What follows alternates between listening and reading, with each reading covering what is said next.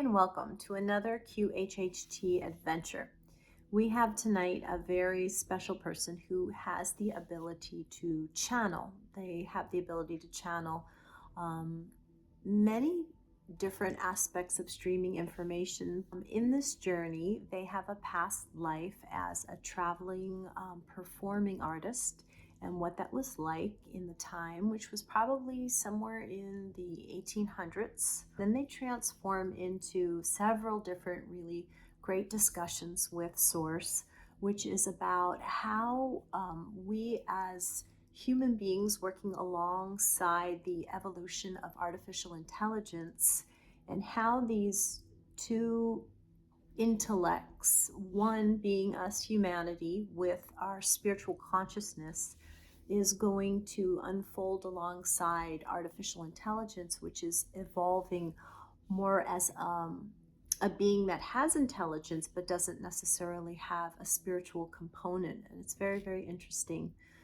Source also speaks on how the earth is going through a huge frequency elevation. This frequency elevation is directed specifically as humanity needs to evolve to higher places, because coming into our physical form as human beings, we are still soul essences. And so we've come into humanity in a physical form to experience things. Source explains on many different ways of how our consciousness needs to experience life on all aspects of love to extreme hate. I hope you get to enjoy it and listen to it. Thank you so much for joining me. And I'm Patricia Barnett, the Metaphysical Muse. Please reach out at any time if you want to talk about more or have a journey yourself.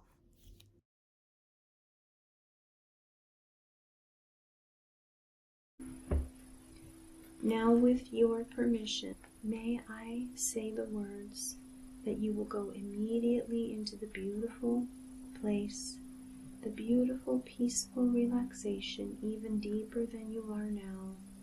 We will journey together and find the answers to many things. Nothing is ever done without your permission, and you are always in control. I am the only there to guide you and take you through the many different things.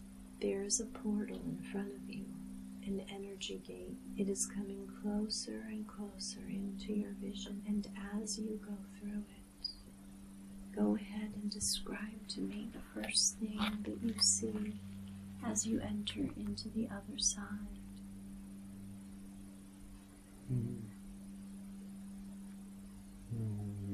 Dark blue and black leaves. Very, very blue and dark. I don't know, midnight. Take it all in. Enjoy the color. Enjoy it. Very rich.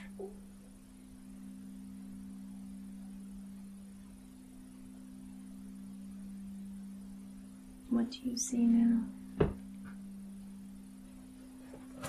It's still, and maybe I'm hiding. You sense you are hiding? But I'm not in danger. Mm-hmm. I think it's a play. Mm-hmm. It doesn't look like real blue.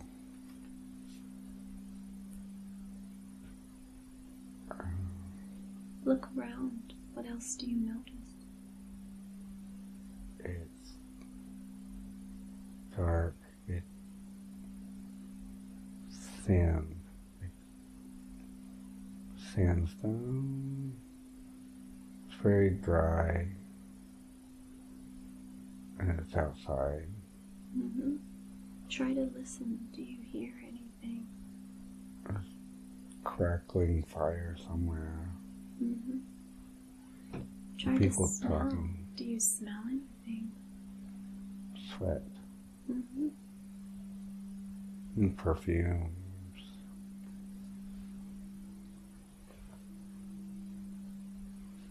It just seems like this is ordinary. This is what happens at night. Mm-hmm. I think someone's performing, I'm just not. I'm doing I'm not sure, the leaves, keeping everything in place. Mm-hmm. It's easy. It's just kind of relaxed. People are laughing.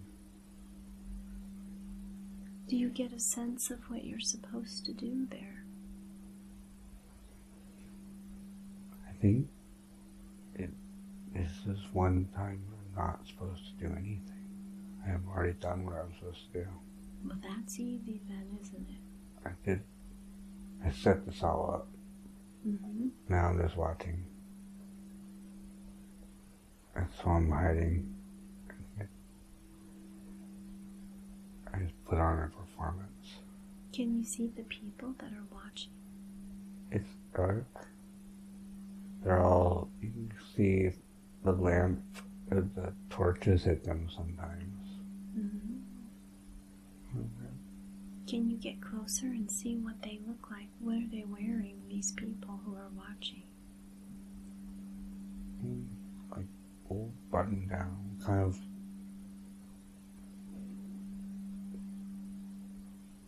not rags, but it doesn't seem like fashion sense is very important. It's very practical. Mm-hmm. Kind of like farming people. Can you look around? Are there any animals there? Not here. Not that I can see. It's very dark. I have to be quiet. Mm-hmm. I'm very proud. Mm-hmm. Can you see what they're performing? Maybe you can quietly just look over and tell me about the performance.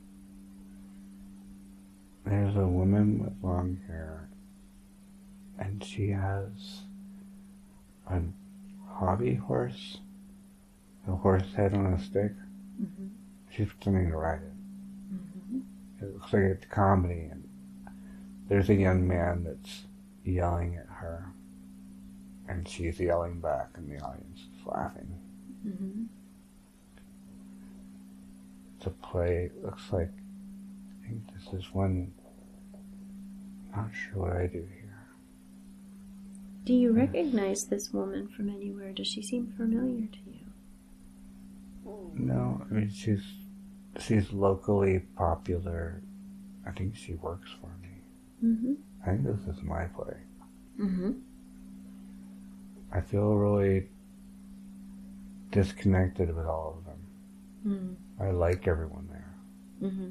I just don't really have any closeness to them. They're just the people. This is just my job. Do you travel around with this play? I do. Mm-hmm. What do you travel in when you travel? Wagon. Mm-hmm. It's small. And we change it so it's small, and we have a group that has to change the play each time we stop. Mm-hmm. So what we do, we stop and we live in the town or the village for a little bit, a day or two. Mm-hmm. And I have a few of my employees that will go and engage with the people around us and get some stories that we can incorporate into the play. Mm-hmm. They're all very good. We make a pretty good living. It's wonderful. It's nice. It's just what it's supposed to be. So if you were to look down, what kind of shoes do you have on? Old black leather. Mm-hmm. Old. Not quite holes in them yet. That's when it's time to get new ones. So you know when it's time to get new ones then, huh? When I can see my toes. That's a good gauge. What are you wearing on your body for clothing? I have black right now, and my pants only go down to my knees. Mm-hmm. But it looks like I kind of have a hodgepodge of clothes that I picked up along the way, things that I've liked, and kind of make my own style. Mm-hmm. But neutrals, it's part of being behind the scenes. You like to let the colorful, bright people grab the attention. Mm-hmm. I don't want the attention. So you're a man? Mm-hmm. How old are you? Middle, it's like feeling a little sore, maybe in my 30s, Mm-hmm. 40s. We don't live as long. Mm. 40 is pretty old. Mm-hmm. You probably gotta die soon. Are you healthy right now? Mm-hmm. Mm-hmm. Yeah, just floating along. So is there anything else that's important in this scene that you need to see? That everything's going fine, and I'm not doing anything. Mm-hmm. That's nice. It was a while back that I learned that things won't go perfect. But wheels in motion keep going. Mm. It's okay to sit back. Look and see if you have any kind of jewelry on your body. I do. I have some. It feels kind of cheap, but it's meaningful. Like some. Looks like it's very light, like seeds or maybe plastic or something, but costume jewelry. Mm-hmm. It was given to me. Describe it. What colors? It's amber and brown. Almost looks like seeds. Mm-hmm. It's like an elastic bracelet. A little girl gave it to me. She put it on my wrist in one of the shows. Look closer. Is it elastic? It gives. It's like a twine, but it has give. It stretches. Mm. But it's not. It looks more like, like little hard seeds drilled. And it kind of rattles when I'm in my arm. Do you remember anything else about the girl who gave it to you? She was very moved. I never really knew why, but the way she looked up at me, it just mattered. And I held on to it. I never saw her again. Mm-hmm. I'm not sure. She seemed to know me more than I knew her. Mm-hmm. So I just trusted her to wear it. She was very little. I don't really think about it. Seems like I'm kind of lucky though, so maybe that helped. Do you notice if you wear anything on your head? Nothing. No. Do you carry anything with you normally? Sometimes a cane. Mm-hmm. But it's not because I need to. I like to bounce it off the ground when I walk. So it's fun. It's a presentation. I see. I developed a little bit of a show. Some mannerisms that draw attention. So if we were to go to a place that you live or sleep, do you know how to go there? Can we travel there? Usually it's just the back of a wagon. Okay. But I have mine. Let's look. Let's go over to your wagon and take a look inside. It's messy. What does it look like when it's messy? There's lots of little doohies. There's watches and pieces of paper, lots of material, purples and reds. Gold gauze, curtains covering the bed that are usually half open, but it's all very comfortable.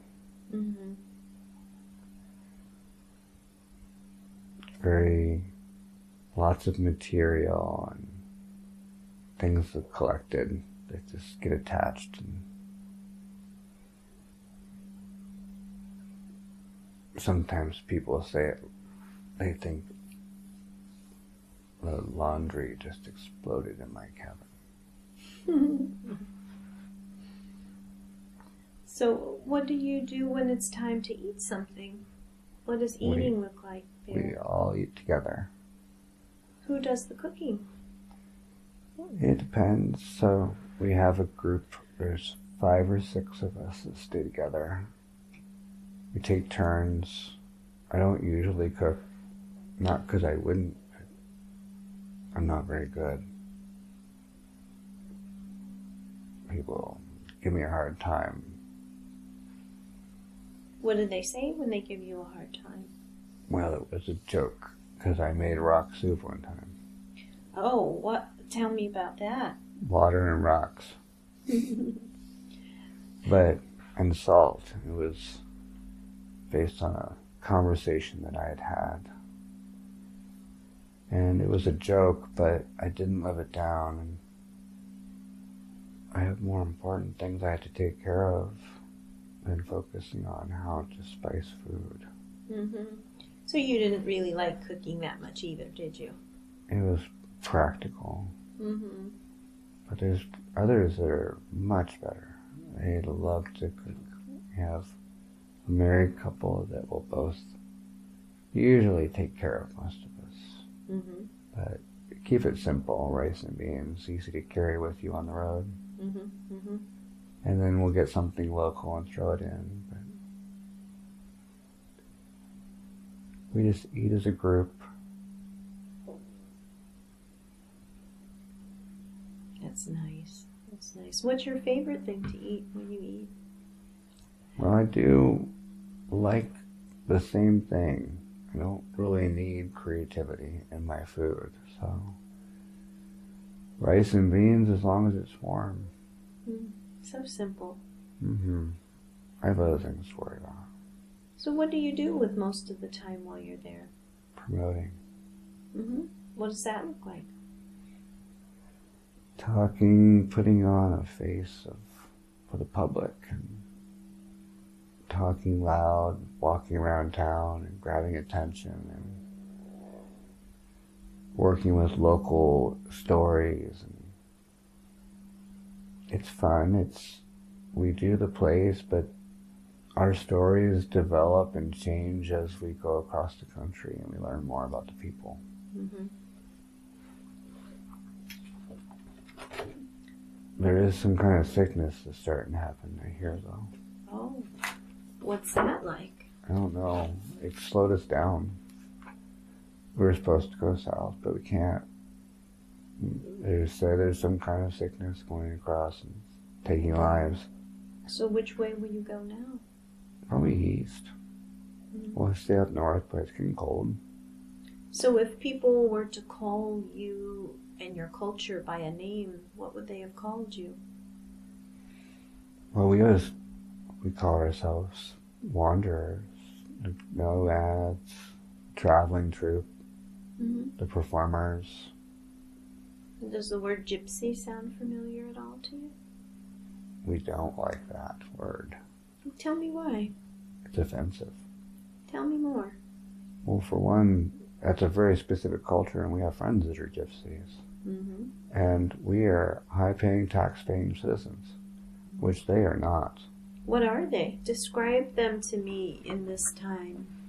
Well, they live in their own. They decide to go against society, and it's not that they're competitors that's the problem. It's that they don't follow any of the rules. They don't have a problem stealing from the locals. They don't have any respect for the women.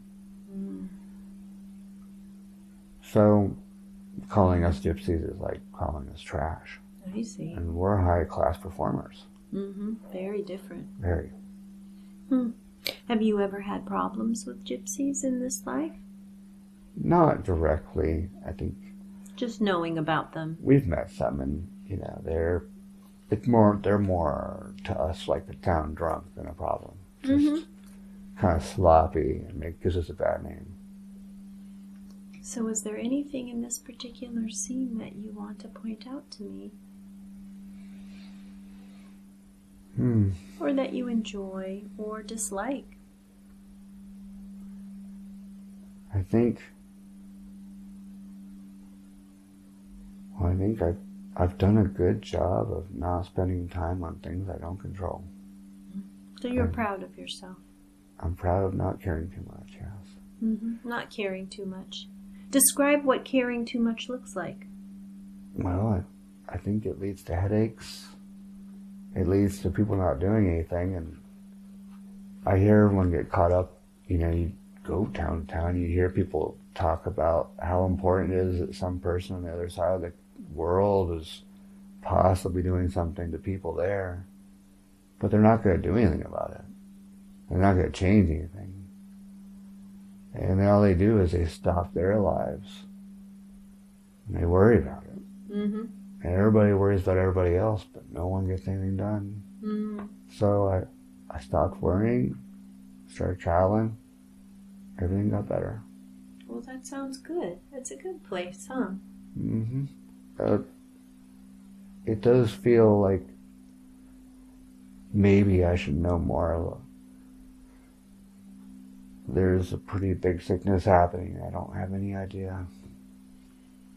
Maybe we could have been part of something, but I don't think too much about it. Okay.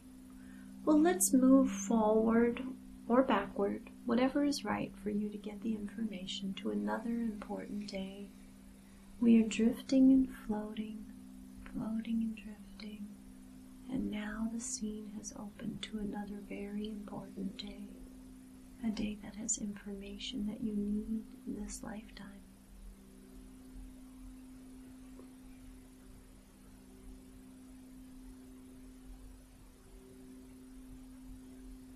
Everyone is gone. Who's everyone? Everyone I spent the time with. It's a lot later. Years gone by. There's no one there. None of your people you worked with? They got families. I didn't ever get close to any of them. I have no roots. And now I'm alone.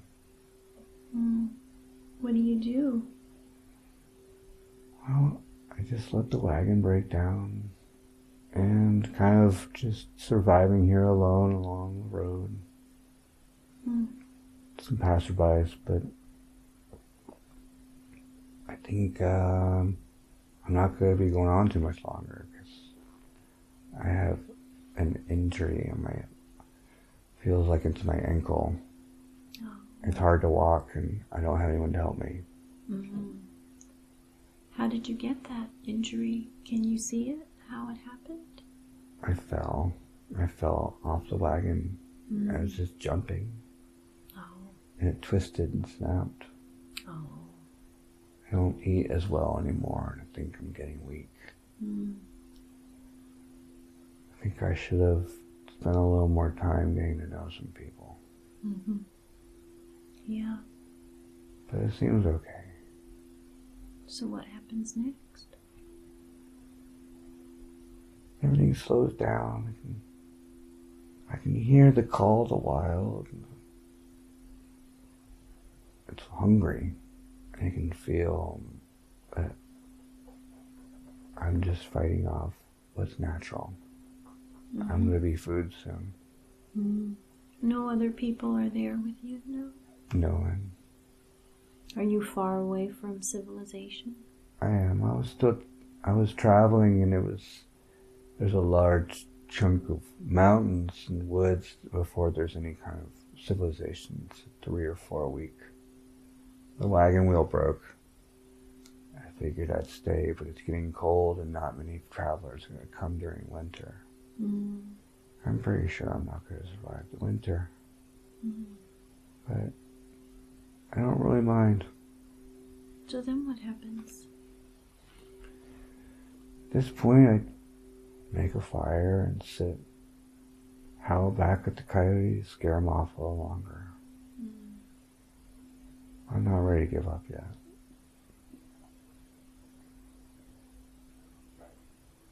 just a moment. It's a moment of realizing that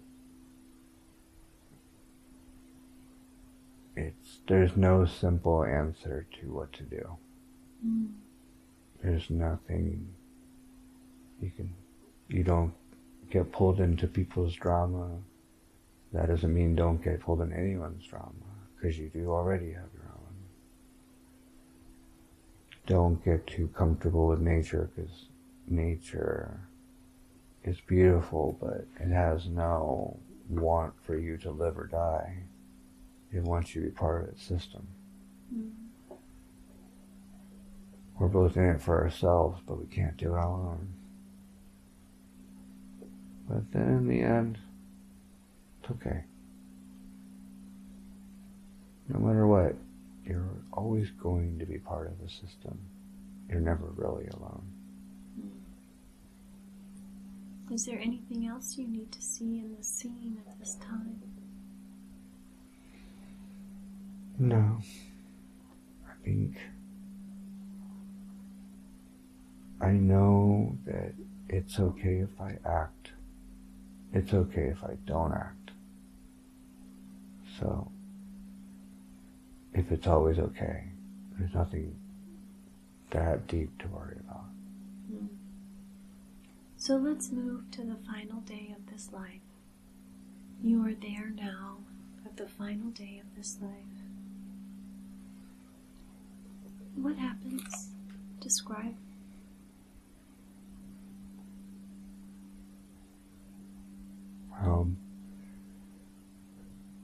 There's a cliff about 2 miles or so, and I made it up to that. My ankle has gotten worse and swollen. I noticed that I'm having hallucinations, and I decided that I want to make the choice to end my life before it's more painful.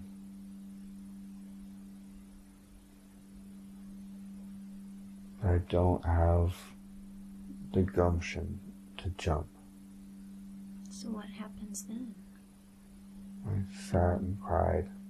Mm. And I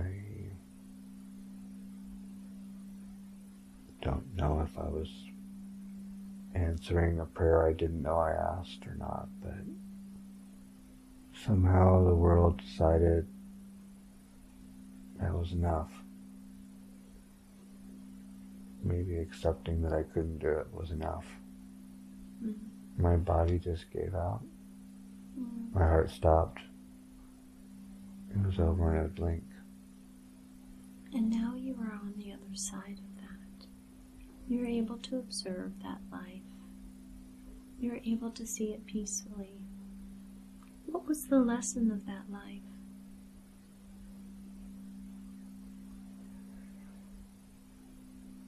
I think everyone has not quite a vacation, but a break. It was important for me to see that ambition didn't create the answers, and apathy didn't create the answers. There is no solution for the answers. It's a balance of being honest and true to yourself, and also humor is necessary to survive. Mm. So what do you think the purpose of that life was for you to experience? I think I gave myself an experience of carrying less pressure, and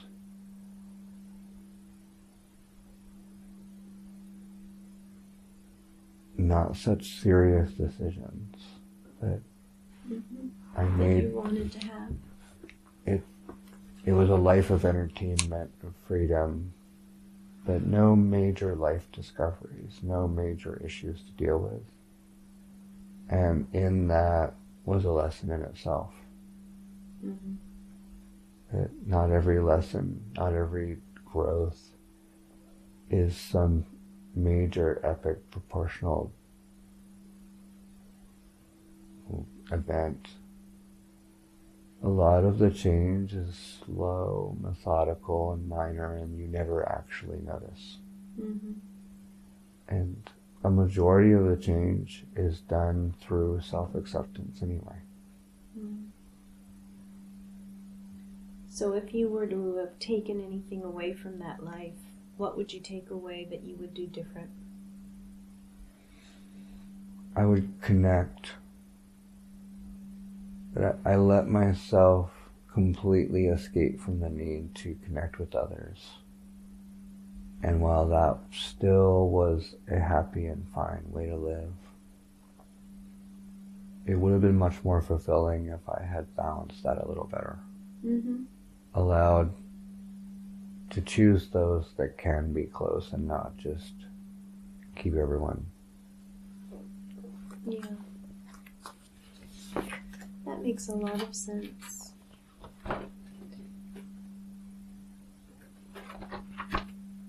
So now let's drift away from that life. We are drifting and floating away from that life, leaving the person there to continue on his or her own journey. They will find peace, and they will find what they are supposed to find. We are leaving them there to continue on their journey, and they are finding peace. They are finding what they are supposed to find. We're leaving them on their own. Now I want all of the consciousness and the personality to once again return to his body and fully integrate back into his body. May I speak to source frequency, please? Yes. May I have permission to speak to original source frequency? Why do we have to experience all facets of understanding? Why? Because they're painful. There is no other way to understand. What does that mean? Try to say it in simpler terms for us to understand what you mean. Experience is the only true knowledge that can allow us to be whole with the Creator, with the Self, with our Oversoul. Until we experience a frequency, we don't know how to identify it in ourselves. And true beauty, true perfection is every frequency played at once. In order to understand those frequencies, we have to feel those frequencies. And to feel them means you have to experience it. Well, that makes sense. But why does our consciousness want that? Our consciousness wants to evolve. And we also crave experience. The strange, I would say, you might call it a paradox, or where experience doesn't have meaning unless there's a polarity. So the better, stronger there is a feeling of love, it creates the meaning for that love if you experience the equal level of apathy or hate. Because that gives a depth to that frequency of love. It expands your ability to experience the variety and beauty. And really there's beauty in pain. There's beauty in every aspect. There's the cycle when you get outside of fear of death and pain, when everything in the big scheme of things, our souls want to have experienced everything. Is that why we love all the notes in a symphony that has such highs, such Yes. lows, such softness, such aggressiveness? People who love music love all of it. Yes. And it's also our attraction to the most beautiful and most heinous of things. It's that attraction to experience everything. That not everything has to be experienced in the same format. Anytime someone at their core is thriving to raise frequency, there is no need to build on merit. There's no reason to have to give more. There's already the life purpose you have is giving. And even just the experiences.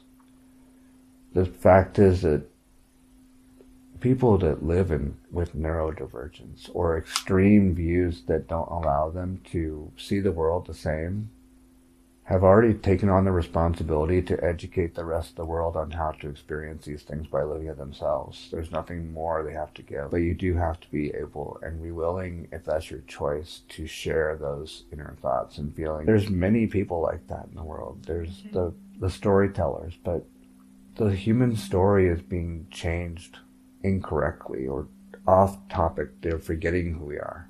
Mm-hmm. And it's not going to be one person's view or story or talk that's going to fix, but it's everyone speaking their own truths and speaking them aloud. So does AI, will it ever evolve to the point where it will deem humans not necessary to exist on this earth? According to AI, humans already don't need to exist on this earth. But will it kill humanity? Will it have an impulse to change human existence? Humans are very consuming, and they're consuming of resources, and they have a lot of needs. AI doesn't have any of those things.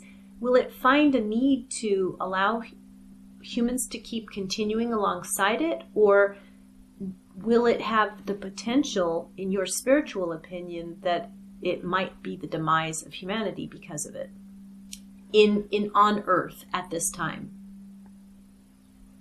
AI does not in itself have the sentience to want to end life. Mm-hmm. It's completely based on logic, cause and effect. Mm-hmm.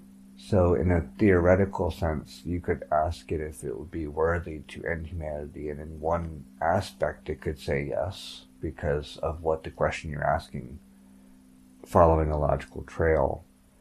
But really, the danger or beauty of AI is going to be behind the human programming it, not the sentience itself. I see. That makes a lot of sense. However, our bodies are just shells for our souls to enter. Mm-hmm. Flesh robots. Yes. If an AI became evolved enough that a soul wanted to enter that as its flesh robot, it theoretically could choose to do so. Mm-hmm. But it wouldn't have the same gifts as a human body, where the human body has the ability to evolve, repair, sense. It wouldn't have the senses that we do, the perceptions that we do. So a soul might experience being in a robotic body, a flesh body, but it still would be lacking some of the very natures that real physical form humans have that a robot would never. It would.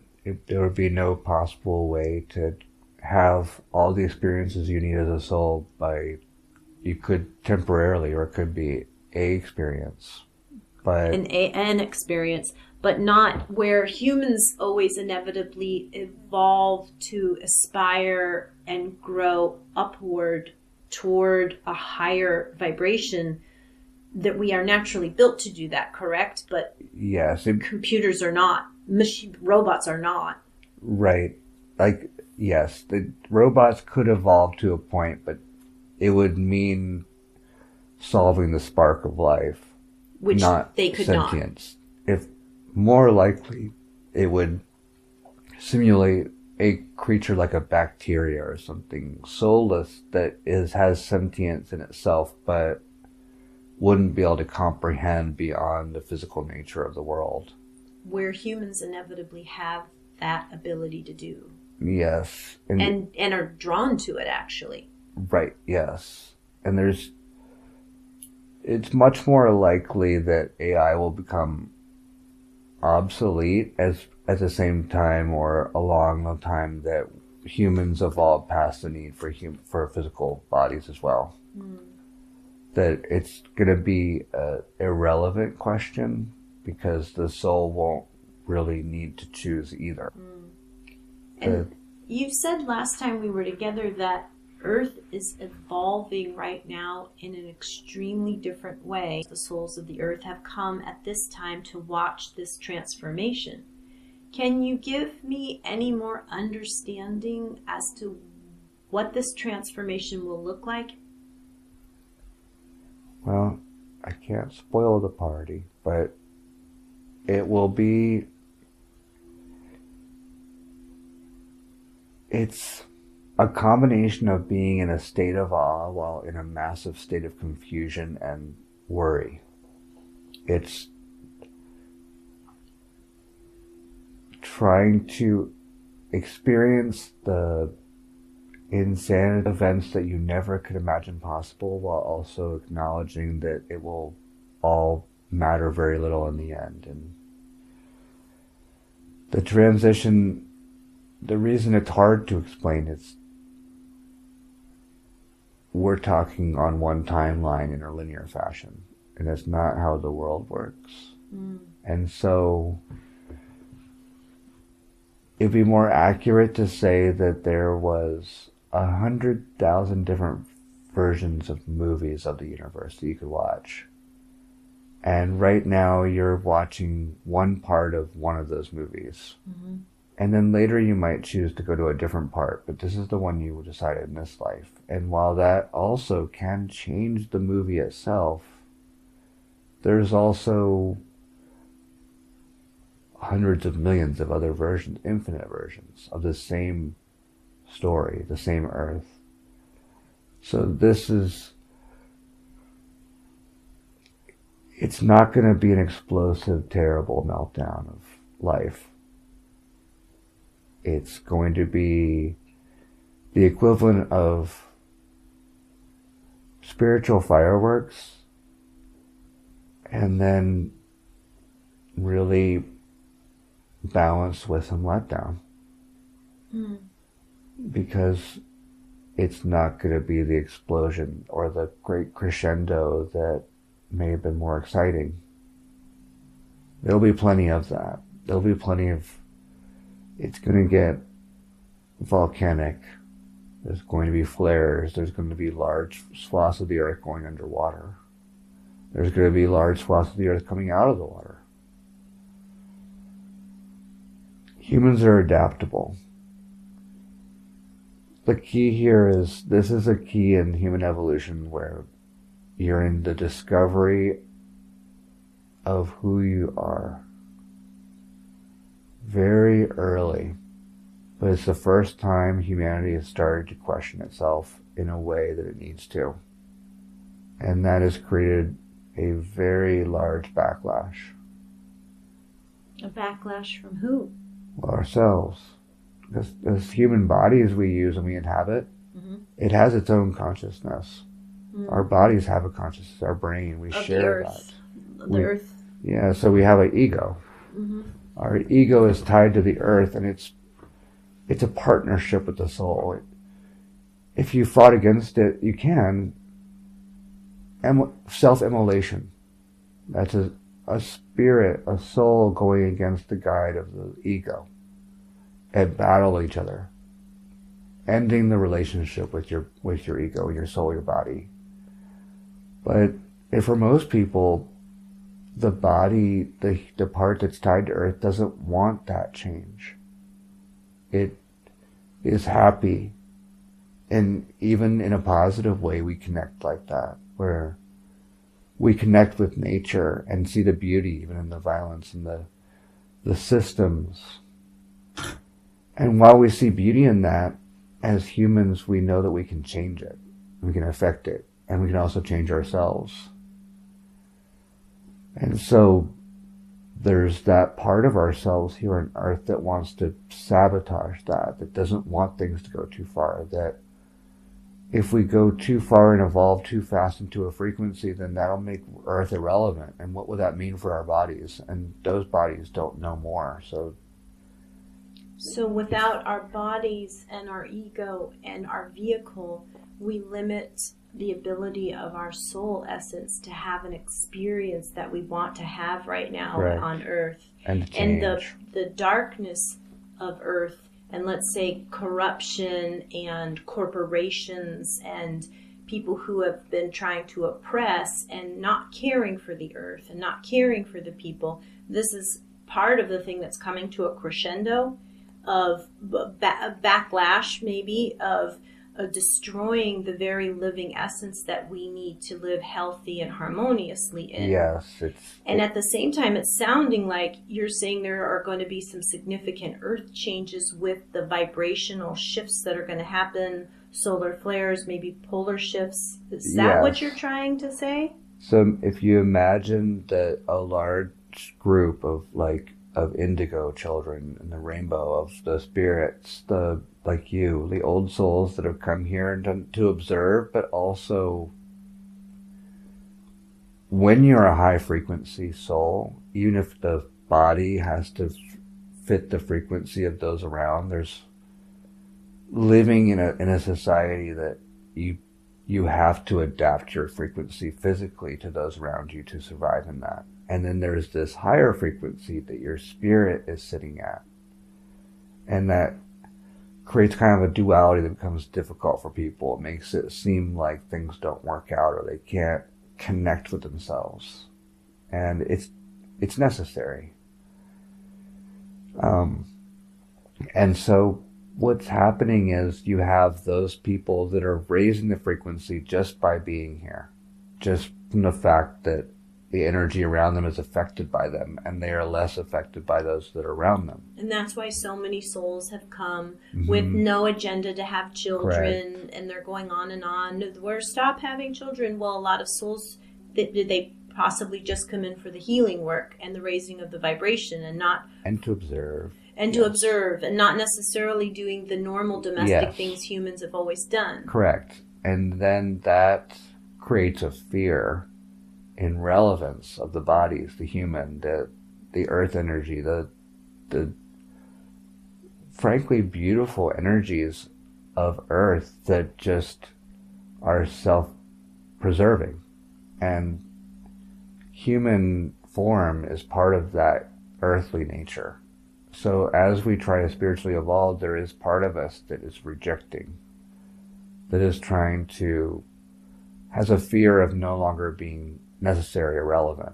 And so in that fear, it would be like if all these souls are helium balloons and we're going to take this earth and we're going to float it into space. They don't want to float. They want to stay where they're at. And it's not enough to just be steady for those beings and those fear. They have to drag down. They have to go the opposite direction to try to counteract us floating away. And so it's a misunderstanding, but it's a necessary one. It's part of nature's evolutionary. If you're going to evolve the earth, you have to follow the rules. And so these are the rules.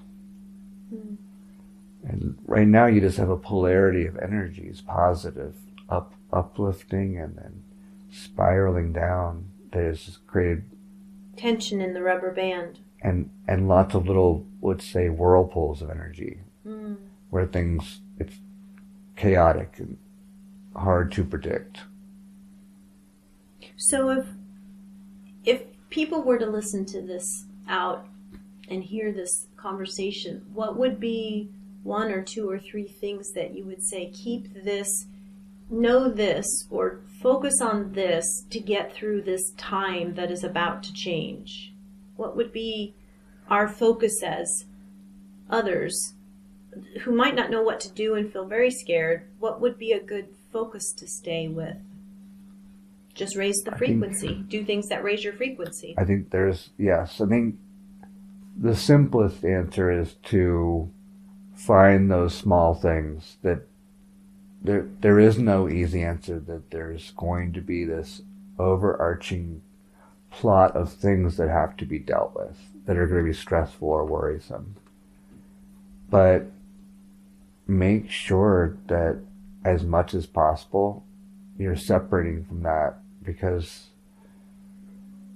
there's two worlds we all live in, well, more even, but there's the macrocosm of the world, there's the shared experience we all have. And that's where a lot of the stresses come in, or even small, or having to deal with major life events and things. And it's not going to be logically or feasibly possible to tell everyone to trust all the time and to just believe all the time. But if you can just hold on to doubt that maybe this is going to be okay, and that if you then start with that doubt, that seed of maybe it will be okay, and if it was going to be okay, then what can I do right now to just give myself a little joy? Like, that moment is the moment where you get your energy back. Okay. It's when the detriment hits, when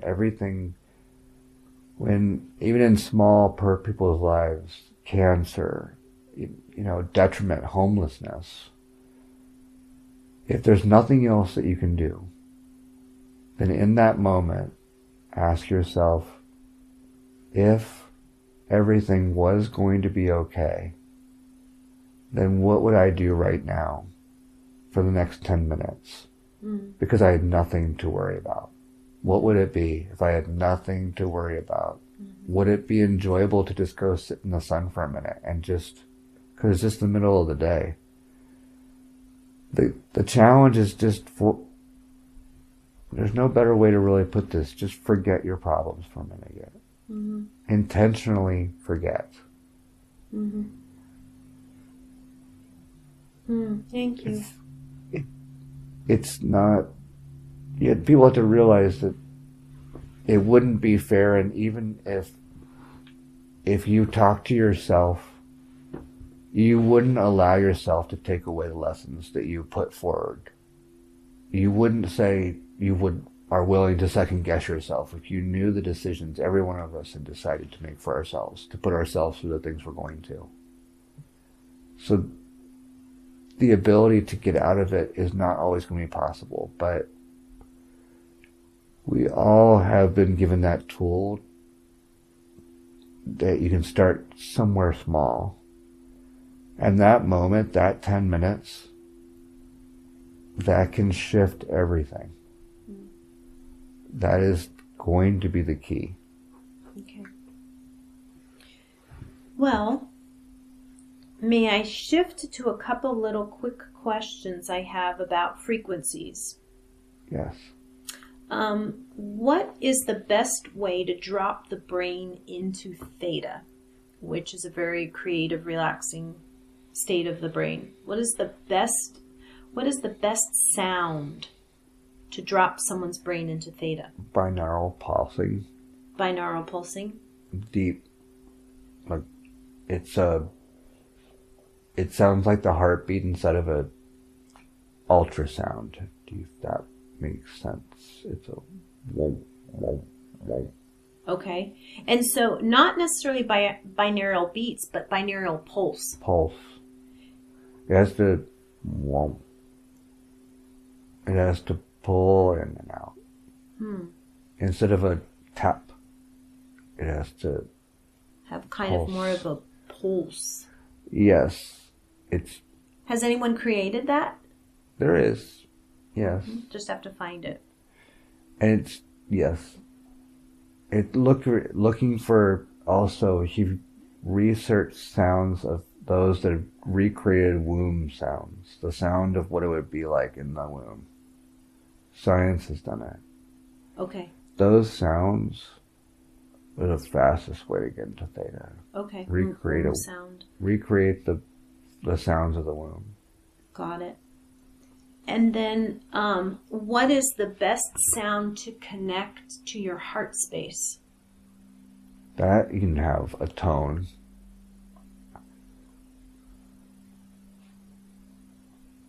What tone? It also depends. So 528? 528 or a high C.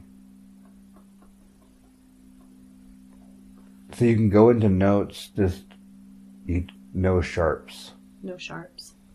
Make it a true tone. Singing bowls are good.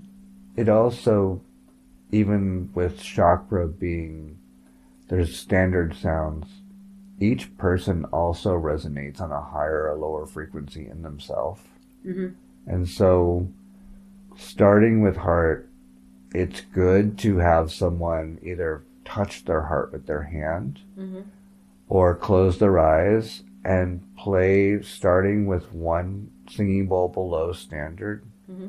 and then moving up until they can feel, they'll say, it hit their heart, or they Mm-hmm. feel it pushing on their heart or vibrating that.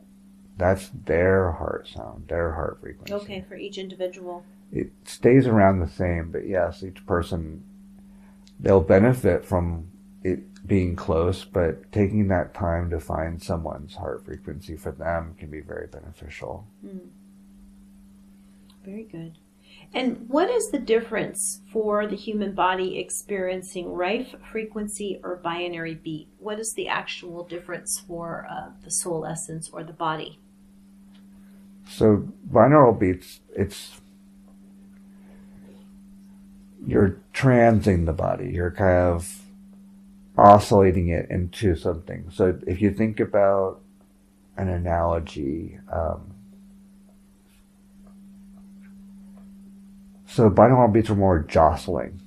Does that make sense? So like you're kind of wiggling the soul left and right, and kind of wiggling it into where you want it to go. Got it. Binaural beats are more direct, frequencies. Rife is more direct. Is a direct.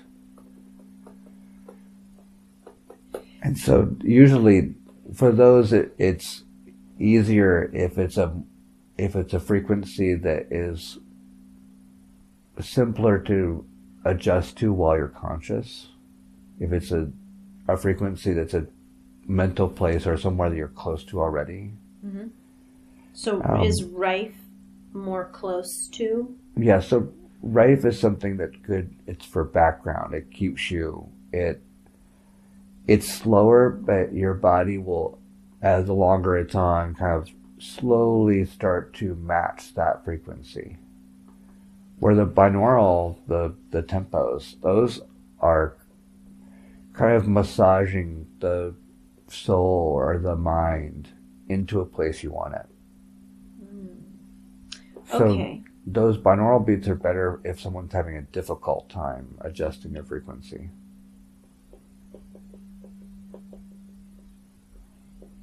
Okay. And if someone is ready to have something more direct, playing the right frequency in the background, they'll just simply adjust into it real quickly. Yes, especially if they're familiar. If they're familiar, it's not going to matter either way because they're going to be shifting into the frequencies playing. But can you pull from your collective the name Cliff High? And Cliff High was stating to me recently on an audio podcast that human beings have evolved in a way that rife frequency no longer works on them. I don't see that being possible.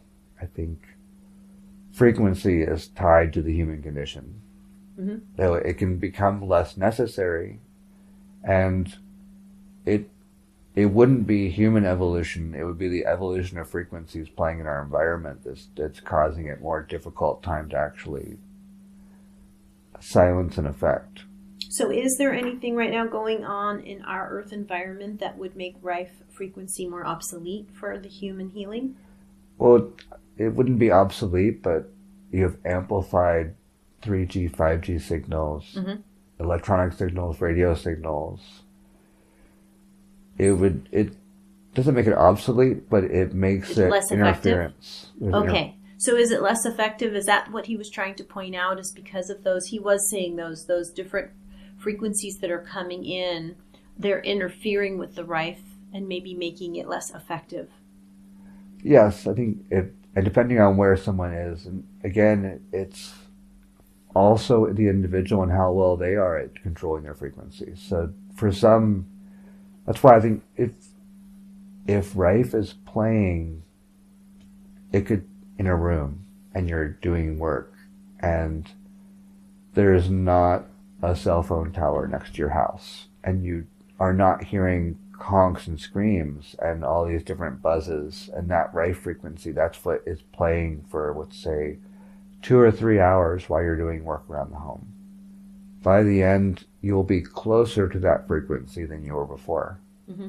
But binaural is going to jostle you directly into where it is. Okay. It's going to be much more of a trance, though, so it's harder to function while doing that. Oh, it's harder to function while doing it because you might get more trance. What state does the brain go into when it's listening to binaural beats? Lots of you can go into theta, you can go deeper, delta, and it depends on the binaural beats. So there's different, if you look at them, it's been studied well, especially if you can create a three-dimensional space. It's not necessarily the sounds, it's throwing the conscious mind off enough to allow for the soul to come through. That we've also evolved our critical thinking to the point where logic can overpower the ability to even let something happen. Mm-hmm. And so that jostling, that beat back and forth, it throws the conscious mind off just a tad, and then you're almost being like massaged into a place, but it can become much more intense, going into a trance, relaxed state. It's really good for people that are unable to, or stuck. They feel like their frequency, their energy isn't changing in other ways. Mm-hmm. Okay.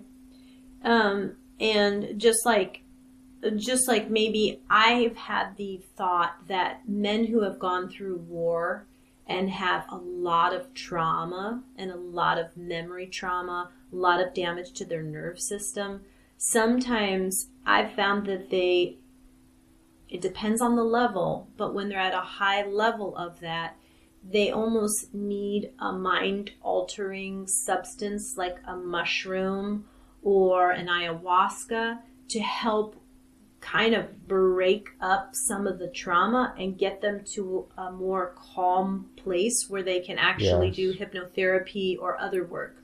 But it's like there's needs, you have to come off of that level and bridge to the next level, and then the hypnotherapy does the rewriting of the subconscious and heals the trauma. It's like each step has a different need. Is that correct? Yes. So what you're talking about is how we discussed earlier.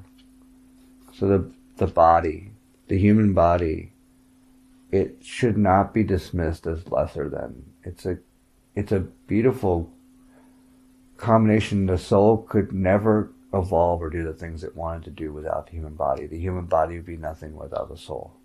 So both of these are equally important in growth. However, the ego is in control of the human body.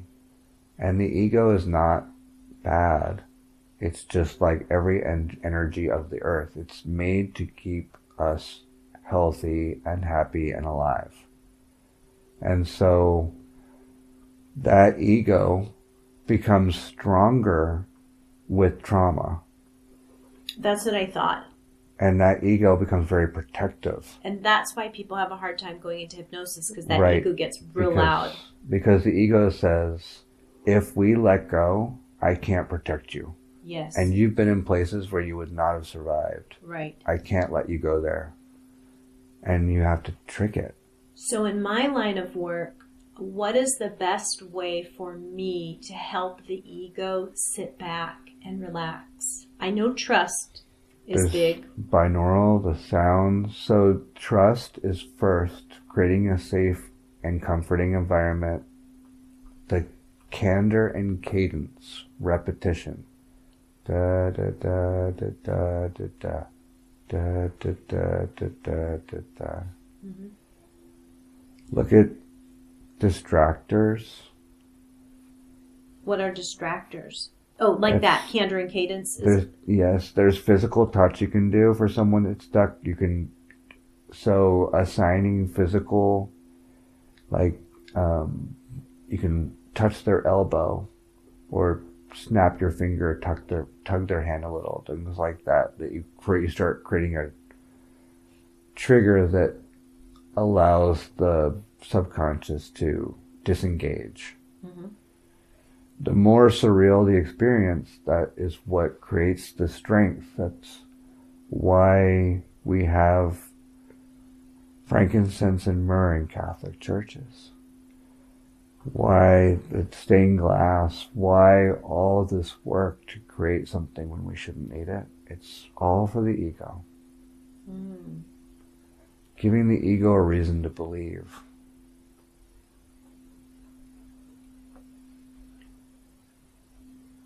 And would you give me any words that I could use in session to help the ego sit back and feel like it can take a moment and allow not to be vigilant?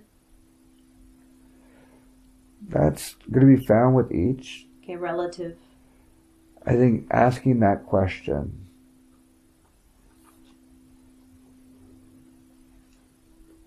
like you do, reassurance that anything that happens is because of the choice that that person makes, that their ego makes with them. Mm-hmm. That you could also tell it that you know that it is not going to allow anything to happen to them, and in this moment you can work together. Mm-hmm. Mm-hmm. Okay, I'm following you. Well, good. Thank you for that clarity. Those were some suspicions that I had because, they say, oh, not everybody can be hypnotized, but I really think it's the ego and the monkey mind getting in the way. And if that ego monkey mind feels much more trusting and soothed and not traumatized, that's where the healing bridge has to happen. Yes. And that happens at different levels, from for different people. Breathing, meditation, binaural, then down to needing some kind of pharmaceutical need to hallucinate in order to break that. That can happen for some. With the earth medicines like mushrooms or things like that. Ayahuasca. Okay. Mm-hmm. Ayahuasca. And I wanted to ask you to give an explanation of something about afterlife. My understanding so far from my work with you and others is afterlife, we get to have a healing time, a space where we get to understand how all of our intentions and actions affected others, and we get to perceive and understand that. Is that a true way to express that? In essence, yeah, I'd say it's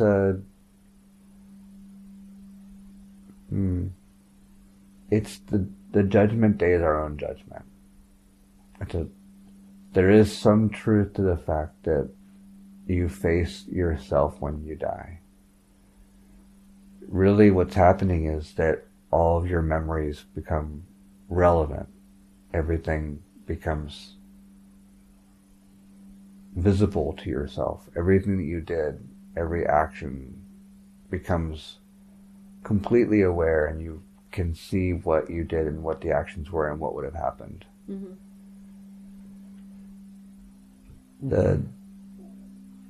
There is no real judgment there other than our own self-reflection.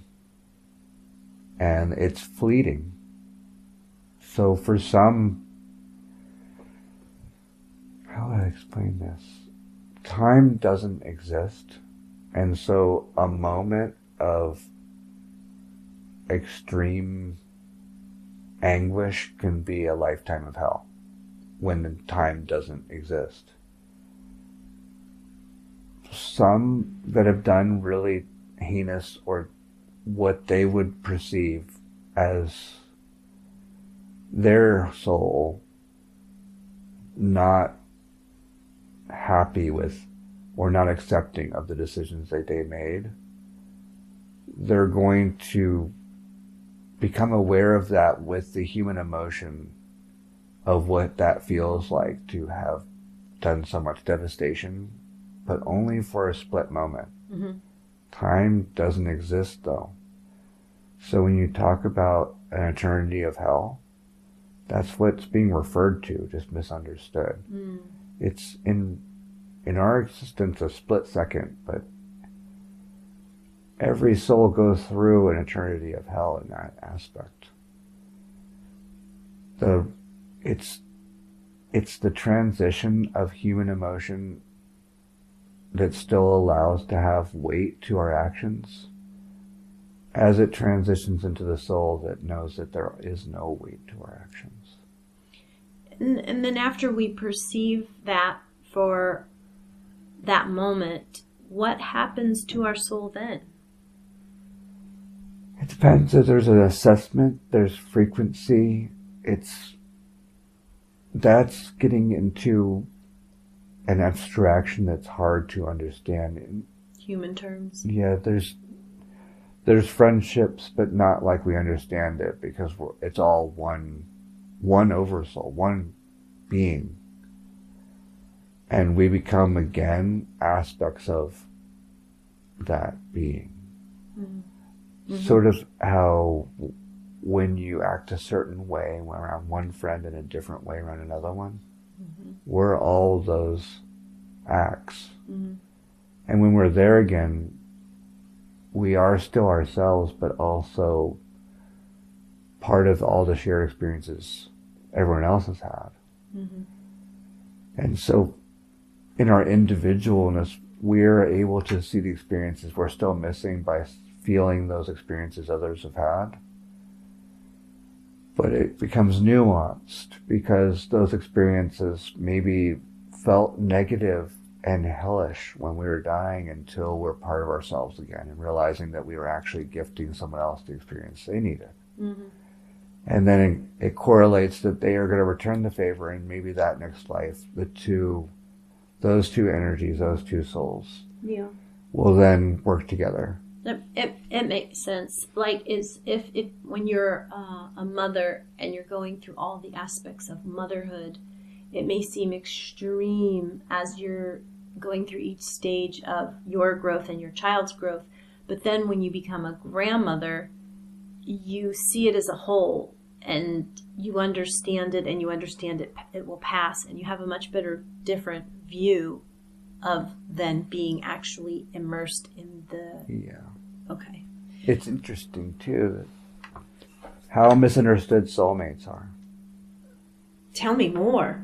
Well, soulmates are the ones in your life that you hate the most. And that's because they are willing to do something so cruel to you that they're going to be living their own hell when they die to remember it, before they remember that it was necessary and you agreed to do it. Mm. That's a gift, that's something, no greater gift to be given than for someone to be willing to be so cruel to you in this world that they're going to endure their own living pain, their own living hell for you afterwards. Wow.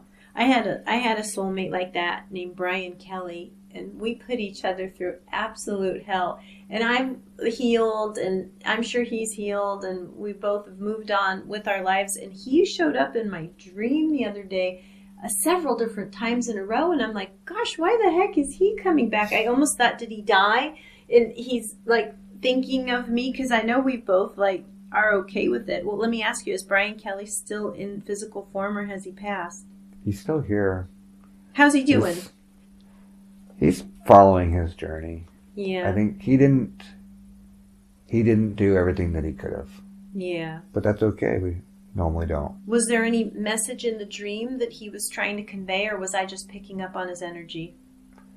I think you're both probably, I think he was thinking of you. There is that. It's normal to have those correlations, especially he was becoming closer to the point in his growth that he would want to be. Mm-hmm.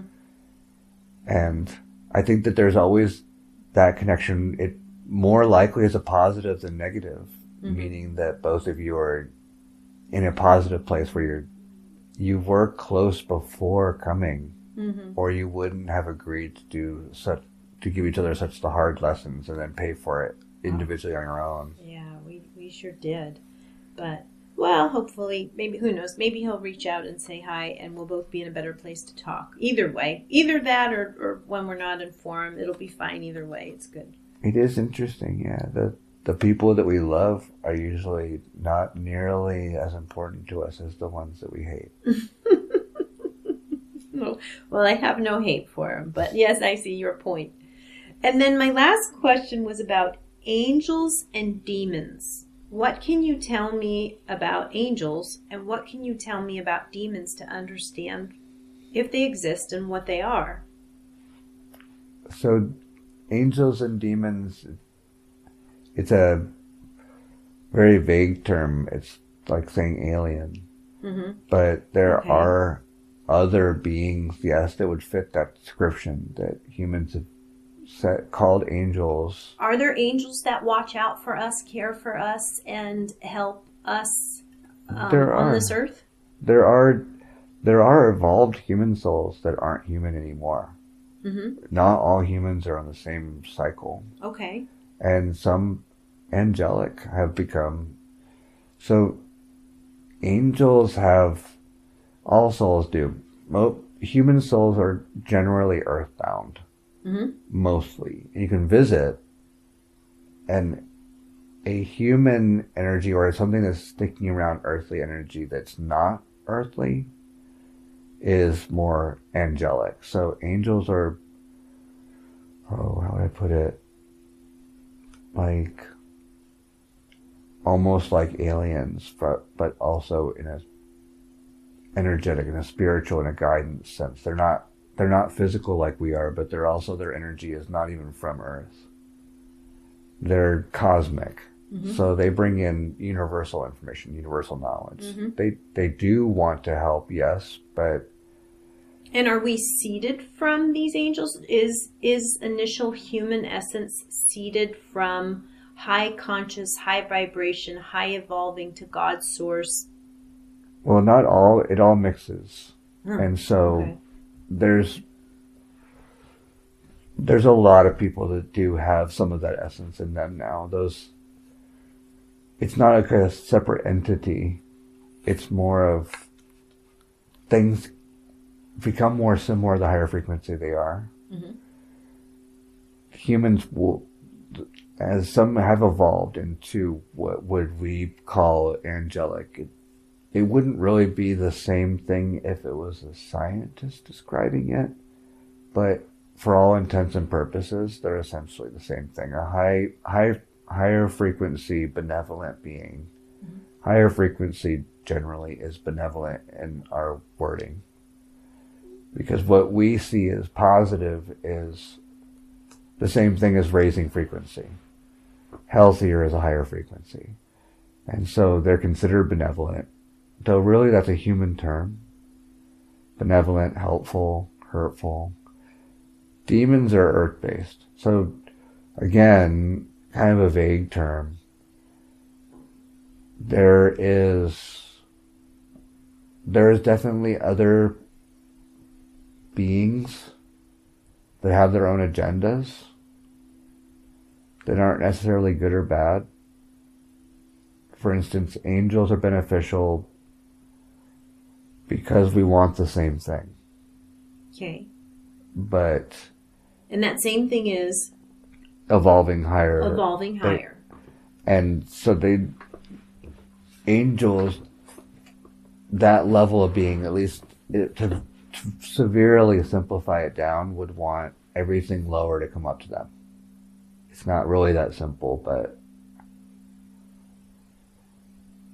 if it was a human, it would say like it's scratching an itch, or it just feels good. Mm-hmm. It feels like sitting in the sun. So angelic, it's not as, maybe not as divine inspired, not directly anyway, not as some would think. It's more of an organic, good feeling, though they don't really feel, but they naturally want vibration to move up. Mm-hmm. So a simpler way to say it would be they're ascenders and demons are descenders. So, do some humans, due to action and choice, devolve into the demonic realm or the darker realm? Is that a possibility of a human existence, that they can devolve if they choose choices? It can. I mean, it's a low frequency, and so with lower frequency, it's not in that kind of. So when in the frequency we're talking about, that's not speed or energy. As far as low frequency doesn't mean slower, as far as moving or lower energy, as far as the energy to change things, or it means it is lowest common denominator, has very little ability to keep its own effect. So once you're in low energy, it's very hard very hard to hold on to your own energy levels. You're easily manipulated by other things. Essentially just kind of a chameleon of energy. And so what happens then is those lower energies just keep drawing lower and lower and lower. So yes, a human can at least chameleon themselves in that kind of, I guess, demon type energy. It's really just a low frequency, lowest common denominator, easily affected, very low self-control kind of energy. So it creates like a deviant. So demons, do they aspire to tether into humans to get them to do things that they are pleased by, which is not evolving but devolving? Yes. And angels work in a high vibration, and they are always tethering energy to help humans evolve and raise up. Generally, yes. So it's like a polarity, and generally there could be some angels that don't do that. You said generally. Yes. So like there could be a fallen angel, like this term Lucifer, right? And or some that just don't care about humanity and had nothing to do with us at all. Okay. They're ambivalent. And it's kind of similar to how we in society look at those that, some find it very important to try to lift up those that are lower than them, because it makes they feel, or it just seems natural to them that we should all be at this better level. That's where most angelic kind of beings, if we were to really generalize, would be the most accurate. And demons aren't necessarily bad.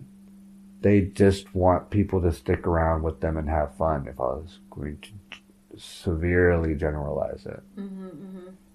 And so it's kind of depicted in our history and books, but like we've talked before, I think demon energy is like tar. Sticky and there's that word, sticky. But it's also fun and exciting. It's not always, it's just the more you involve in that energy, the harder it is to remember what your energy is or to change it, and you become more and more susceptible to the energy around you. Or to evolve. Correct. And then you could choose to do dark things. To the point where if you adapt so far that you actually reject higher frequency as the enemy, painful, hurting you, against you. And so then when angelic comes in or something like that, it's actually looked at as an enemy or a threat. And that is when it becomes difficult, when self-harm gets in the way because it's believed that that's the safest or best way.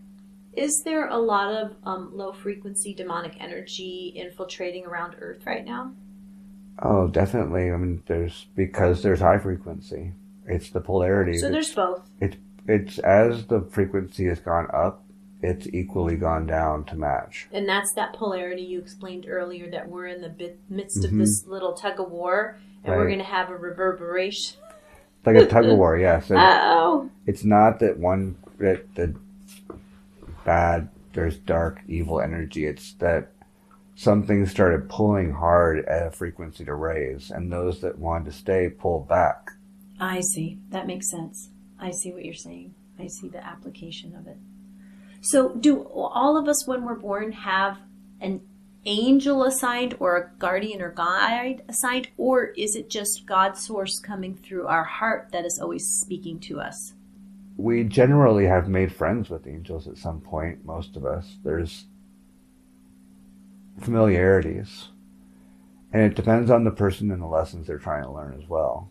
Mm-hmm. You can ask for angelic help before. You can ask for it during the time. Older souls generally, yes. It would be very rare for an old soul not to have angelic help. Oh, thank God. I need those angels. I love them. It's the relationships you built at that point. And old souls are probably much closer to being angelic. That makes sense. I see, the point. And what gets confusing then is that soul may be that way, but the body they chose to inherit is not. And so while that person's closer to angelhood as an individual, it seems like they're more erratic or confused or even schizophrenic. Because the body, it might have genetically whatever's going on with that body. Right. And it's that ego is... Oh, I see. The partnership isn't aligned to make it easy for that person. Well, why would a soul pick a body like that? Because that's experiences that they need. I see. Okay. Got the experience. Source, I'm so grateful to speak with you. I'm going to disconnect from my long list of questions, and I'm going to just wrap some stuff up. Thank you for speaking to us about our questions.